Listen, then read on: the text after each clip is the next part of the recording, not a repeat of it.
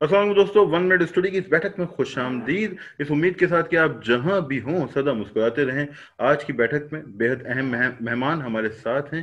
Fiction निगार हैं, शायरा हैं, मुदर्रिस हैं, तदरीस से मुताल्लिक हैं। एमफिल का मरहला तय हो चुका, पीएचडी कर रही हैं, सरगोदा से ताल्लुक है। मोहतरमा मुनिज़्ज़ा एहतिशाम गोंदल साहिबा, खुश आमदीद आज के प्रोग्राम में। जी बहुत शुक्रिया। मैं उम्मीद करता हूं कि सरगोदा में इस वक्त मौसम बहुत सर्द होगा। कराची में भी कोयटा की कुछ हवाएं हम तक पहुंच रही हैं। तो तमाम दोस्तों को कि जहां भी हैं सर्दी से मतलब महफूज जरूर रहें, मगर इससे महजूज भी हों। तो सबसे पहले तो आप ये बताइए कि तदरीस, MA Urdu, M Phil, PhD और कोर्ट मोमेंट डिग्री कॉलेज की इस वक्त आप प्रिंसिपल हैं। तो इन सरगर्मियों के जी साथ जी। जो इंतजामी मामलात भी हैं और अपना पढ़ाने का अमल भी है, उसके साथ फिक्शन का मरहला कैसे तय होता है, फिक्शन की कहानी कैसे जारी रहती है? हाँ जी, आपका सवाल वाकई जाहिर है। एक वक्त में जब आप पढ़ा रहे होते हैं, फिर चूंकि मेरा डिग्री कॉलेज है और काफ़ी बड़ा इदारा है, तो उसके साथ साथ घर घर के मामलात भी ज़ाहिर है हम खवातीन को होते हैं। एक दफ़ा मैंने जब मैं कराची गई थी, कराची यूनिवर्सिटी में, तो मैंने डॉक्टर उस्मा फरमान फतेहपुरी से ये सवाल किया था कि आखिर क्या वजह है कि हमारे यहाँ उर्दू में नकाद खवातीन बहुत कम है। तो डॉक्टर साहबा ने इसका ये जवाब दिया था कि दरअसल औरत को बहुत से मामलात के साथ साथ घर को भी देखना होता है। इस वजह से तनकीद चूंकि बहुत सा वक्त मांगती है, इसलिए मर्द तो वो निकाल पाते हैं, औरत नहीं निकाल पाती। हम्म। तो फिक्शन का मामला भी ऐसा ही है। फिक्शन भी आप अगर फिक्शन को आप एक जैसे एक वक्त गुजारने का काम नहीं समझते, एक पैशन समझते हैं, या एक मकसदियत अगर आप समझते हैं कि उसके साथ जुड़ी हुई है, तो हक तो ये बनता है कि उसके लिए खसूसन एक वक्त निकाला जाए, जो कि मुश्किल हो जाता है। तदरीसी जो जिम्मेदारियां हैं, उसके बाद आना, फिर घर की कुछ जिम्मेदारियां होती हैं, उनसे ओहदा बरा होने के बाद एक वक्त निकालना। सो मेरे लिए अमूमन मैं रात के वक्त, मैं 8 बजे के बाद, 10 बजे के बाद, 10 बजे से लेकर 12 बजे तक या 1 बजे तक, कई दफा ये होता है कि मैं 3 बजे तक भी रात को जाग के पढ़ती हूँ, और हम्म। ज्यादा वक्त पढ़ने में गुजरता है। उसके बाद जैसे आप ज़ाहिर है, आप खुद एक बहुत अच्छे फिक्शन निगार हैं, आप अच्छी तरह से जानते हैं इन चीज़ों को, कि बाजुकात ये होता है कि कुछ चीज़ें आपके दिमाग में चल रही होती हैं, जैसे आपने हम्म। उनको उठाया होता है।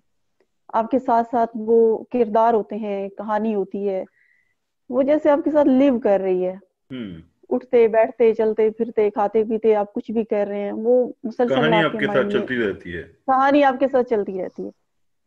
फिर एक वक्त आता है, अचानक आप बैठ के उसको लिखते हैं। हम्म। तो आप उसको लिख लेते हैं, तो एक दफा आप खाली हो जाते हैं। हम्म। थोड़ा वक्त आपका पुरसकून गुजरता है, और यूं लगता है, जैसे मेरे साथ ये मसला है, मुझे यूं लगता है कि एक दफा मैं बहुत दूर चली गई हूँ अपने तख्लीकी अमल से, हम्म। और मेरा लिखने लिखाने से कोई ताल्लुक ही नहीं है। मैं बिल्कुल एक उस्ताद हूँ, या मैं एक घरेलू औरत हूँ। लेकिन फिर थोड़ा अरसा गुजरने के बाद फिर वही दोबारा वो एक सिलसिला शुरू हो जाता है, एक नई कहानी जो है वो आपके साथ चिपक जाती है, फिर वो आपके साथ चलना शुरू हो जाती है। तो तो कहानी ये इस आपके तरह चलता साथ रहता चलती रहती है, लेकिन जो कहानी का फिर आखिरी किनारा कहाँ है? मैं बताना चाहूंगा हमारे देखने वालों को कि मुनिज़्ज़ा एहतिशाम गोंदल साहिबा के दो अफसानवी मजमू हैं। पहले आपकी नज़मों की किताब आई थी, आज़ाद नज़में थी, नसी नज़में थी, और उसके बाद फिर आपका अफसानवी मजमू आया आईना घर, जिसका बहुत चर्चा हुआ, जिस पे बात भी हुई। मैंने और हमारे दोस्त सफ़ीउल्लाह मियां ने उस पर एक मुकालमा भी किया था, और हमारे लिए भी वो बहुत खुशगवार तजुर्बा रहा था। और फिर कहानी का आखिरी किनारा आपके दूसरे अफसानवी मजमूए का नाम है। तो ये बताइएगा कि शायरा पहले जाहिर होती है, फिर फिक्शन निगार का ज़हूर होता है, तो अब क्या मुतवाज़िन तवाज़ुन है दोनों तरफ, यानी कि शेर भी कहती हैं, नज़में भी कहती हैं, या अब फिक्शन की जानिब भी तवज्जो है? नहीं, मेरा ख्याल है कि मुझे बहुत जल्द इस चीज़ का अंदाज़ा हो गया था कि मैं बुनियादी तौर पर एक फिक्शन राइटर हूँ, और मैंने जो शायरी है उसमें भी मेरी नज़में हैं। और आप अच्छी तरह समझना है कि नसरी नज़्म फिक्शन के बहुत करीब होती है। بعض اوقات آپ کا تخلیقی وفور جو ہے وہ اس طرح کا ہوتا ہے کہ وہ کسی غزل کے اندر یا کسی ایک شعر کے اندر سما نہیں پاتا، یا صاف لفظوں میں یہ کہہ لیجئے کہ میرے جیسے لوگوں میں اتنی قابلیت نہیں ہوتی کہ وہ اپنی بات کو کسی شعر میں یا کسی ایک غزل کے اندر کہہ سکیں. ان کو تھوڑی تفصیل کی ضرورت ہوتی ہے، ان کو نظم چاہیے ہوتی ہے کہ وہ نظم کے اندر لکھیں. لیکن مجھے بہت جلد یہ محسوس ہوا تھا کہ نہیں، مجھے افسانے سے محبت ہے. میں افسانہ پڑھتی ہوں شوق سے. میرے پاس جتنے کوئی 10-11 کے قریب جو ادبی جرائد ہیں میں نے لگوائے ہوئے ہیں میرے پاس آتے ہیں، میں سب سے پہلے ان میں سے افسانے والا حصہ کھول کے پڑھتی ہوں. یہ قدرتی بات ہے. اس کے علاوہ جو تراجم ہے ان میں بھی میں سب سے پہلے تراجم جو ہیں وہ افسانے کے پڑھتی ہوں. تو لکھنے میں بھی مجھے یہ لگا تھا کہ مجھے سہولت ہے، یعنی افسانہ لکھنے میں مجھے بہت زیادہ سہولت ہے. اور ایک ایسا تخلیقی تجربہ ہے کہ جس کو باقاعدہ آپ انجوائے کرتے ہیں، اسے حظ اٹھاتے ہیں، اسے لطف اندوز ہوتے ہیں، اسے بڑی ایک خاص قسم کی ذہنی اور ایک خاص قسم کی آپ لذت کشید کرتے ہیں لکھتے وقت بھی، ہوں جو کہ نظم لکھنے سے وہ تسلی نہیں ہوتی ہوں جو افسانہ لکھنے کے بعد جو ہے وہ ہوتی ہے. یہ تو میں نے بہت خوبصورت بات آپ نے کہی ایک فکشن نگار کے لیے کہ جو نظم لکھنے سے تسلی نہیں ہوئی تو افسانہ لکھنے سے وہ تسلی ہوتی ہے. تو افسانہ جی جی آپ کنٹینیو کریں جی پلیز. جی جی، تو میں یہ کہہ رہی تھی کہ میرا یہ ذاتی خیال تھا کہ بجائے اس کے کہ ہم ایک وقت میں 4-4 5-5 چیزیں لکھ رہے ہیں اور ان میں سے کسی ایک میں بھی ہماری تسلی نہیں ہو رہی، تو آپ کو جب آپ دیکھتے ہیں کہ الٹیمیٹلی یہ چیز ہے اور اس کے اندر آپ کی تسلی ہو رہی ہے تو آپ پھر اس کو پکڑ لیں. تو پھر میں نے نظم کو، شاعری کو ایک طرف کیا اور میں بالکل فکشن کی طرف آ گئی. اور اب آپ یہ سمجھیں کہ منازع احتشام صرف ایک افسانہ نگار ہے. شاعری کے حوالے سے میں، ظاہر میری ایک کتاب ہے اس پہ کام بھی ہو چکا ہے، ایک دو ہوں تھیسس کے اندر بھی ہوں اس پہ کام ہو چکا ہے، میں اسے انکار نہیں کرتی. لیکن فی الحال ادب کے اندر میں صرف ایک افسانہ نگار ہوں. آپ صرف ایک افسانہ نگار ہیں اور ہم آپ کے افسانوں کے معترف ہیں، تو یہ بتائیے کہ ناول کی جانب جانے کا بھی ارادہ ہے؟ ناول کے حوالے سے سوچا ہے، بہت سے موضوعات ہیں جن کے اوپر لکھا جا سکتا ہے، لیکن میں نے ایک تجربہ کیا تھا اور وہ افسانہ بن گیا تھا.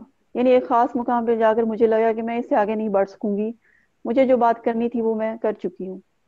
اس کے بعد بھی میں نے سوچا ہے ایک کیونکہ کافی موضوعات ہیں ایسے کہ جو ناول جن کے اوپر لکھا جا سکتا ہے، لیکن اگر میں نے ناول کا تجربہ کیا تو وہ بہت بہت طویل نہیں ہوگا.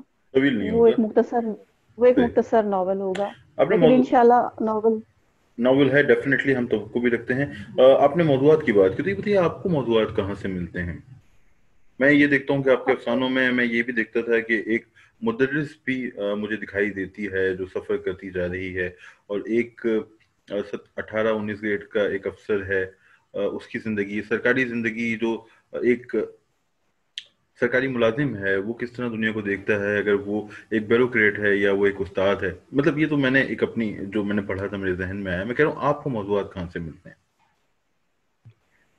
میرے ظاہر ہے میرا تعلق ایک لوئر مڈل کلاس سے ہے، اور میرا اٹھنا بیٹھنا اپنے جیسے بہت عام لوگوں کے ساتھ ہے. میں روز ان میں اٹھتی بیٹھتی ہوں، ان کے ساتھ برتتی ہوں، ان کے ساتھ میری ایک بات چیت ہے، ایک مشاہدہ ہے، ان کے دکھ درد ہیں ان کو محسوس کرتے ہیں. جو سماجی حلقہ ہے وہ بھی ایسے ہی لوگوں کا ہے. تو یہ آس پاس سے ہی آتے ہیں جس کو ہم ایک خاص، ہماری اصطلاح ہے جیسے ادب کے اندر ہم استعمال کرتے ہیں کہ عصری حسیت، یعنی اپنے ایک عہد کے اندر ایک لکھنے والا یا ایک تخلیقی ذہن رکھنے والا بندہ جو ہے وہ اپنے ایک عہد کے اندر جو چیزیں آپ اپنے آس پاس سے محسوس کر رہا ہوتا ہے ہوں تو وہ ظاہر اسے ہٹ کر نہیں ہے. ہوں یعنی میں کہنا یہ چاہتی ہوں کہ ایسا کبھی نہیں ہوا کہ میں نے کوئی ناول پڑھا ہے یا میں نے کوئی افسانہ پڑھا ہے یا عالمی تراجم پڑھے ہیں تو میں نے وہاں سے کوئی موضوع لے لیا ہے ہوں یا میرا کوئی کردار وہاں سے آ گیا کہ میں اس کے اوپر ہوں میرے کردار، ظاہر ہے ہمارے آس پاس جو لوگ ہیں، عام لوگ ہیں، ہمارے ہی جیسے لوگ ہیں بالکل، انہی سے وہی کہانیاں جنم لیتی ہیں. انہی سے کہانیاں جنم لیتی ہیں اچھا یہ بتائے گا کہ آپ نے کہیں نہ کہیں. آپ کے لکھنے کا ڈھب کیا ہے؟ جیسے میں تو کاغذ اور قلم کے ساتھ میرا تعلق منقطع ہوا، میں تو صرف ٹائپ ہی کر سکتا ہوں، اور اگر میں اس پہ لکھنے جاؤں تو شاید میں اپنی مکمل صلاحیتوں کا اظہار بھی نہ کر سکوں، میں سوچتا بھی ٹائپ کرتے ہوئے ہوں. آپ کا کیا معاملہ ہے؟ कलम कागज दवात से ताल्लुक कायम है या वो कुल्ली तौर पे डिजिटल अहद के अंदर ट्रांसफर हो चुका है? नहीं, बहुत अरसा हुआ कि कागज और कलम से रिश्ता समझे खत्म हो गया है, हम्म। क्योंकि मैं भी पहले मैं लैपटॉप पे इन पेज में टाइप करती थी। अब यूनिकोड में फोन के अंदर जदीद जो स्मार्टफोन हमारे पास आ गए उनके अंदर ये सहूलत है नोट पैड की, हम्म। तो वहीं पे लिखना शुरू कर देते हैं। तो एक तरह से जो है ना वो एक अभी अब कभी कलम उठाएं या डायरी लें या कोई कागज इस तरह से लें, उसकी और भी बहुत सी वजूहत हैं। उसकी वजह ये है कि अब चूंकि हम हमारा समझें कि खतो किताबत भी बरकी हो गई है। जैसे ईमेल कर दिया जिस रिसाले को भेजना हुआ पब्लिश करने के लिए, या जैसे अब ज्यादातर मेरी चीजें जो हैं वो ऑनलाइन मैगजीन्स के अंदर छप रही हैं, तो वहां पर भी ज़ाहिर है हम चीजों को ईमेल कर देते हैं, मैसेंजर में भेज देते हैं, व्हाट्सएप कर देते हैं। तो वो फोन के अंदर ही टाइप होती हैं, अंदर ही सेव होती हैं, और वहीं से वो आगे जो है वो मेल कर दी जाती हैं या भेज दी जाती हैं। तो एक तरह से कागज और कलम के साथ जो एक रिश्ता था, जो एक ताल्लुक था, वो समझेंगे एक एक बिल्कुल खत्म तो मुनक़ता नहीं मुन हुआ, क्योंकि अभी भी मैं मुनक़ता हो गया है, बहरहाल अच्छा, वो तो ये बहुत। मेरे ख्याल में सबके साथ लगभग यही सूरत हाल है, और सोशल मीडिया के आने के बाद इसमें हम देखते हैं कि तेजी आई है। तो आप इस अमल का हिस्सा हैं, मैं भी इस अमल का हिस्सा हूँ। आपकी क्या राय है, ये फायदेमंद है कि हम कलम से जो लिखने का अमल है उससे दूर हो रहे हैं, यानी तख्लीकी तौर पे, या ये नुकसानदेह है, या इससे फायदा हुआ है कि भाई डिजिटल अहद आ गया, बहुत जल्दी हमारी जो डाक है वो इन अ सेकंड दूसरों तक पहुंच जाती है, हम उनसे ऑनलाइन रब्ता कर सकते हैं फौरन फेसबुक पे या कहीं, जो मजमून या अफसाना शाये हुआ तो नीचे चैट बॉक्स के अंदर ऑप्शन आ जाता है कमेंट करने का, फीडबैक देने का। तो ये फायदेमंद है या आप समझती हैं कि इसके नुकसानात हैं? ये फायदामंद भी है, इसके नुकसानात भी हैं। फायदामंद वही है कि चीजें बहुत तेज तरीन हो गई हैं। वहाँ आप इधर आपने टाइप किया, उधर आपने सेंड कर दिया, फौरी तौर पर आपको पता चल गया आपकी चीज पहुंच चुकी है। आप फौरी तौर पर उसमें से चीजों को एडिट कर सकते हैं, आप उसके अंदर पेस्ट कर सकते हैं। बहुत से इसके जो ये फवायद हैं। हाँ, नुकसान इसका ये है कि चूंकि आपके पास एक डिवाइस है, वो अगर गुम हो जाता है, वो किसी वक्त खराब हो जाता है, उसकी विंडो खराब हो जाती है, उसमें कोई प्रॉब्लम आ जाती है, आपका सारा रिकॉर्ड आपके हाथ से निकल गया, ज़ाया हो आप जाता फिर है उसको डेफिनेटली। ढूंढते रह जाएंगे। हाँ जी। लेकिन अगर आपने उसको कागज पे लिखा हुआ है, उसको फोटो कॉपी करवा लिया है या कहीं रख दिया है, महफूज तो हो वो जाता है। ज़ाहिर है वो महफूज हो जाता है। कुछ और साइड्स पे मैं बात करूंगा। आप मुदर्रिस हैं और फिक्शन भी लिखती हैं, तो आपके आपके जो स्टूडेंट्स हैं, जिन्होंने आपसे इस्तेफादा जो करते हैं, तो उनके लिए क्या मामला है? वो आप देखती हैं कि जो वो पढ़ने आते हैं, वो जो निसाब है वो उसी तक महदूद रहने में मुतमईन और मसरूर हैं, या आपको देख के उन्हें ये तहरीक मिलती है कि वो भी कोई कहानी बयान करें? यकीनी तौर पे आप भी उन्हें मोटिवेट करती होंगी कि क्योंकि आप खुद फिक्शन लिखती हैं तो वो फिक्शन लिखें, कहानियां बयान करें। तो नई नस्ल का अगर सरगोदा की हम बात करें, आपके स्टूडेंट्स का क्या रुझान है कि अगर वो उर्दू अदब पढ़ते हैं तो उनकी ख्वाहिश होती है कि वो कहानी भी लिखें? बिल्कुल, देखिए इस वक्त मेरी एक शागिर्द है सैयदा हुमा शिराजी। आपने एक दो उसकी तहरीरें हम सब पे भी देखी होंगी। वो मुझसे ही इंस्पायर होकर उसने एमए उर्दू में दाखिला लिया था, और उसके बाद उसने लिखना शुरू किया और कहानियां लिखनी शुरू की। और मैं पिछले दिनों तो बल्कि मैं उसकी एक कहानी पढ़ के मुझे बड़ा अच्छा सा प्राउड फील हो रहा था कि कहीं ना कहीं मेरे डिक्शन की छाप भी है उसके ऊपर, यानी इस हद तक उसने आइडियलाइज किया। इसके अलावा मेरी और स्टूडेंट्स हैं जो बड़ा अच्छा तख्लीकी ज़हन रखती हैं और इस तरफ आ रही हैं, और मुझे खुशी होती है। उसकी ये वजह है कि चूंकि अब प्रिंसिपलशिप की वजह से मैं स्टूडेंट्स की क्लास नहीं ले पाती, दफ्तरी काम बहुत होते हैं। हालांकि मेरी कोशिश होती है कि मैं किसी ना किसी क्लास को पढ़ाऊं, लेकिन मैंने इन दो तीन बैचेस को पढ़ाया है। उसमें हम ये करते थे कि हम थोड़ा सा सिलेबस से और रूटीन से हटकर कुछ एक्टिविटीज किया करते थे। जैसे मैं क्लास में अपनी स्टूडेंट्स को कहती थी कि मेरे नाम खत लिखें और उसमें वो मसला बयान करें जो आप बयान करना चाहती हैं, या आप इस तरह की, यानी हमने बहुत सी एक्टिविटीज की। उसका फायदा ये हुआ कि इस 200-300 की क्लास में से 5-6 स्टूडेंट्स ऐसी निकल आई जो बहुत अच्छी तख्लीकी जहन की थी और वो खुद से लिख सकती थी। और जब हमने पूरा साल ये प्रैक्टिस की तो कम से कम मेरी स्टूडेंट्स इस काबिल हो गई کہ اگر ان کے پیپر میں کوئی سوال آتا ہے اور انہوں نے اس موضوع کے اوپر یا اس مضمون کے اوپر رٹا نہیں لگایا ہوا تو وہ اس کے اوپر لکھ سکتی تھی، جیسے ہم جس کو کہتے ہیں قلم برداشتہ، اپنے پاس سے لکھ لینا. تو یہ یعنی سوال جو آپ کا تھا اس کا جواب یہ ہے کہ ہمارے بچے اس وقت بھی سیکھنا چاہتے ہیں، وہ سیکھنا چاہتے ہیں، وہ انہوں نے اپنے دماغ، وہ اگر کوئی استاد ہو ان کے دماغ کھولنے والا تو وہ موسٹ ویلکم. وہ تو سامنے بیٹھے ہیں. جیسے میری پچھلے دنوں کلاس کے ساتھ بات ہوئی تھی تو میں نے کہا تھا کہ میں چاہتی ہوں کہ ہم اپنی طالبات کو تھوڑا سا ڈومیسٹک والے سے، گھر کے حوالے سے بھی چیزیں بتائیں کہ جیسے گھر میں مہمان آئے تو برتن کیسے ٹیبل پر لگانے ہیں، کھانا کیسے سرو کرنا ہے، یا آپ نے گرمیوں کے کپڑے کیسے سنبھالنے ہیں یا سردیوں کے کیسے سنبھالنے ہیں. کوئی چھوٹی چھوٹی چیزیں ہم آپ کو سکھائیں گے. تو میں حیران ہوئی کہ چونکہ میری جو سال چہارم جس کو ہم 4th ایئر کہیں گے کی جو کلاس ہے اس میں میری سب سے چھوٹی بہن بھی میری اسٹوڈنٹ ہے. تو اس نے گھر میں جا کر مجھے بتایا کہ کلاس کا فیڈ بیک اتنا اچھا تھا اور اسٹوڈنٹس اتنی خوش تھی کہ اب میڈم ہمیں یہ چیزیں سکھائیں گے اور ہم یہ سیکھیں گے. یعنی اگر کوئی سکھانے والا استاد ہے، سکھانے والا ہو تو سیکھنے کے لیے بچے تیار ہیں، سکھانے والا ہو تو سیکھنے کے لیے بچے بالکل تیار ہیں. میں بالکل مایوس نہیں ہوں اپنی نئی موجودہ نسل سے. جو نسل ہے اسے. ہاں اچھا جی. بتائیے گا کہ آپ کا ایم فل کا موضوع کیا تھا اور جو اب آپ کا پی ایچ ڈی کا سلسلہ جاری ہے اس کا ٹاپک کیا ہے؟ میرا ایم فل کا موضوع تھا شمس الرحمان فاروقی اور غالبیات.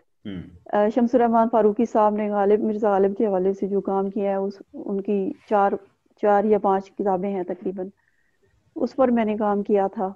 اور جو پی ایچ ڈی کا موضوع ہے وہ ڈاکٹر محمد علی صدیقی کا ترقی پسند تنقید کے حوالے سے جو کام ہے میرا اس کے اوپر ہے. تو وہ تھیسس بھی میرا الحمدللہ مکمل ہو چکا ہے. تو فاروقی صاحب پہ آپ نے ایم فل کیا تو یہ بتائیے گا کہ آپ کیا سمجھتی ہیں انہیں بہتر نقاد، بہتر فکشن نگار؟ فاروقی صاحب بہت بہتر، بلکہ بہت بہترین فکشن نگار ہیں. کئی چاند تھے سرے آسماں، اس کو جب آپ پڑھیں تو آپ حیران ہو جاتے ہیں کہ ایک تہذیب کو، ایک تاریخ کو، ایک شعور کو، ایک سماجی شعور کو انہوں نے بہت ہی بہترین طریقے سے فکشنائز کیا ہے. اس کے علاوہ ان کے جو افسانے ہیں وہ بھی ہیں. اور تنقید میں ظاہر ہے ترقی پسند تنقید کی طرف تھے پہلے، پھر بہت جلد اس سے مڑے اور جدت پسند ہو گئے. پھر اس کا باقاعدہ انہوں نے سمجھیں کہ جیسے کچھ بندہ ہوتا ہے، کچھ اس کو بنا دیا جاتا ہے، اس کے سرخیل بنا دیا گیا ان کو. اور وہ ایک آپ بہتر سمجھتے ہیں کہ ہمارے ہاں جس تو طرح ایک ادبی تحریکیں چلتی ہیں. بطور ریسرچر اور ایک مدرس نقاد آپ کیا سمجھتی ہیں کہ جو جدید تنقید ہمارے یہاں ہے تو اس کا مطلب کسے ہم کہہ سکتے ہیں بانیوں میں سے؟ اس کے بانی تو میں سمجھتی ہوں کہ شمس الرحمان فاروقی صاحب ہیں، کیونکہ کہاں سے شروع ہوئی تھی یہ اس کو چھوڑتے ہیں، لیکن انہوں نے اس کو شب خون کے ذریعے جو ان کا جو ادبی رسالہ نکالتے تھے اس کے ذریعے انہوں نے باقاعدہ ایک تحریک کے طور پر اس کو مرکزی دھارے میں سے لے کے تحریک کی شکل مرکزی ادارے میں. اور فاروقی صاحب اور صدیقی صاحب دونوں، چونکہ میں نے ایک سمجھے کہ بعد المشرق ہے نا دونوں میں، ایک طرف جدت پسند ہے، دوسری طرف بظاہر ہم دیکھیں تو ان دونوں گروپس کے درمیان ایک ٹسل سی، ایک ادبی ٹسل سی رہتی ہے ہمیشہ. تو میں نے بالکل دو اپوزٹ جو اسکول آف تھاٹ ہے ان کے اوپر کام کیا ہے. لیکن مزے کی بات جو ہے وہ یہ ہے کہ صدیقی صاحب اور فاروقی صاحب اپنی اپنی جگہ پر دونوں ہی بہت مشکل نقاد، بہت ہی ٹف. یعنی کہ ان کو سمجھنا اور ان کی بات کی تہ تک پہنچنا آپ کے لیے بہت مشکل ہو جاتا ہے، کیونکہ صدیقی صاحب بھی بنیادی طور پر انگریزی ادب کے استاد تھے ڈان میں اور لکھتے فاروقی رہے صاحب بھی بنیادی طور پر انگریزی اور فاروقی صاحب بھی بیسیکلی انگریزی کے آدمی ہیں. تو نقاد چونکہ اردو کے ہیں دونوں، اس لیے تو آپ نے دونوں بہت مشکل. دونوں پہ تحقیق کی، دونوں پہ آپ کی تحقیق ہے. بطور اگر آپ کی جو تنقیدی بصیرت ہے اس میں آپ کس فکر کے ساتھ زیادہ خود کو قریب پاتی ہیں، محمد علی صدیقی صاحب کی فکر یا شمس الرحمان فاروقی کی فکر؟ میرا یہ خیال ہے کہ ایک چھوٹی سی میں سادہ سی بات کروں گی کہ میرا یہ خیال ہے کہ ادب جو ہے اس کی جمالیاتی جو قدر ہے یا جو اس کا ایک جمالیاتی فائدہ ہے اسے تو ہم انکار نہیں کرتے، لیکن بہرحال ادب کی افادیت سے بھی انکار میں نہیں کرتی. ادب اگر ہم لکھ رہے ہیں، ہمارے پاس ایک تخلیقی صلاحیت ہے یا ہم بات کہنے کا ہمارے پاس سلیقہ ہے، تو ہمارے پاس کوئی کہیں نہ کہیں کوئی میسج ہونا چاہیے. جدیدیت جس طرح سے انکار کرتی ہے کہ آپ بس لکھتے جائیں، لفظوں کا ڈھیر لگا دیں، ایک جو مرضی ہے کریں، مطلب آپ کھلواڑ کریں متن کے ساتھ، ٹیکسٹ کے ساتھ، جس طرح ہے کریں. آپ کا اس کی یعنی کہ اس کے جو سمجھے مطمع نظر کے ساتھ یا اس کے مفہوم کے ساتھ آپ اس کا سے کوئی آپ مطلب متفق نہیں ہونا نہیں ہیں؟ چاہیے. میں اسے متفق نہیں ہوں. ہوں، میرا آپ سمجھے کہ زیادہ رجحان جو ہے وہ صدیقی صاحب کی طرف ہے. خود ہی کتاب کی اور طرف یہی بات درست ہے کہ ادب کی جو افادیت ہے، اس کو ادب پیش کے نظر اندر رکھنا مقصدی. چاہیے. جب مقصدیت کی بات کی، ادب کی بات کی، تو بتائیے آپ کے پسندیدہ افسانہ نگار کون ہیں جو ہمارے کلاسیکی ہیں؟ کلاسیکی کا لفظ بھی بہت زیادہ کلیشے بن گیا، لیکن بہرحال اگر ہم بات کریں کرشن، منٹو، بیدی، عصمت، اس لیگ کے جو فکشن نگار ہیں، کنہیں پڑھنا پسند ہے، کن کی طرف بار بار پلٹتی ہیں؟ کرشن چندر، بیدی دونوں بہت پسند ہیں. اور ان کے بعد اگر دیکھیں تو اسد محمد خان بہت پسند ہیں. ان ہوں. کی ساری کتابیں میرے پاس ہیں، انہیں بار بار پڑھتی کیا ہوں. بات ہے! منشا یاد بہت پسند ہیں. اور اس سے پچھلی اگر تھوڑی سی صف میں جائیں تو غلام عباس میں غلام سمجھتی ہوں پاک. ایک بہت بڑے افسانہ نگار تھے. ہوں. اور ناول کون سا اچھا لگا آپ کو؟ اردو کا کوئی ناول؟ اردو کے بہت سے ناول چند ہیں اگر جو آپ شیئر کرنا چاہیں. ہاں جی، جیسے ہم نے ابھی فاروقی صاحب کے ناول کی بات کی کئی تھی، چاند کئی تھے چاند سرے تھے آسماں. سرے آسماں. ہاں جی، میرا پسندیدہ ہے. اس کے علاوہ مجھے مرزا اطہر بیگ کا ناول تو غلام باغ. غلام باغ بہت اچھا لگتا ہے. ہوں. مجھے ابھی ہمارے جو بھائی ہیں، دوست ہیں، سید کاشف رضا، ہوں. ان کا ناول چار درویش اور ایک کچھوا، مجھے وہ بھی بہت پسند ہے. اس طرح آپ کے ناول دونوں پڑھے ہیں ارے بلا بس، شبہ. مجھے نہیں اس پہ بھی ہم بات کریں گے. مجھے بتائے گا کہ شاعری آپ نے کی اور شاعری اب آپ نے ترک کر دی، لیکن ظاہر سی بات ہے اس کا یہ مطلب نہیں کہ آپ شاعری پڑھتی نہیں ہیں. تو شاعری جنہیں پڑھتی ہیں نثری نظموں میں، کسی کو آپ سراہتی ہیں، کسی کا آپ تذکرہ کرنا پسند کریں، آپ سمجھتی ہیں کہ نثری نظموں اچھے کہہ رہا ہے، کہہ رہی ہے؟ نثری ویسے اگر نظم کی بات کریں نا تو میں ایک شخص کا نام لینا چاہوں گی، رفیق سندیلوی. ہوں. اب کسی کو پسند ہے نہیں ہے، بہرحال میں مجھے ایک عجیب سی کیفیت آ رہی ہوتی ہے ان کی نظم ہوں. پڑھ ہوں. کے. ہوں. رفیق سندیلوی صاحب، اس کے بعد علی محمد فرشی ہیں. علی محمد فرشی جہاں تک صاحب. نثری نظم کا معاملہ ہے تو کچھ لوگ بڑی حیرت انگیز جو ہے نظمیں لکھ رہے ہیں. اس وقت بھی بہت سے نام ذہن میں آ رہے ہیں. خواتین ہیں جیسے سدرا سار عمران ہے، ہوں. بڑی ان کی نظم جو ہے مجھے انسپائر کرتی ہے. سدرا ہوں. افضل نام ہے، وہ ان کی نظم بڑی اچھی ہے خواتین میں. ہوں. اسی طرح ایک سرمد سروش ہیں ادھر اسلام آباد میں، ہوں. بڑی اچھی نظم کہتے ہیں. اور اگر میں اور بھی بہت سے. فنون لطیفہ کے دیگر شعبوں کی طرف جاؤں، گائکی میں کسی کی آواز آپ کو پسند ہے؟ کوئی ایک نام؟ جی بالکل. موسیقی تو میں بہت سنتی ہوں. اور پاکستان میں اس وقت جو ایک بہت اچھے گائک ہیں مجھے بہت پسند ہے، شفقت امانت علی. شفقت امانت علی. شفقت کی آواز بھی مجھے اچھی لگتی ہے. ان کے گانے بھی بہت سے جو میری لائبریری ہوں. میں ہے، جو میں اکثر سنتی ہوں. اس کے کوئی علاوہ سجاد علی بہت اچھے لگتے سجاد، اگر فلموں کی بات کی جائے، کوئی اداکار، اداکارہ؟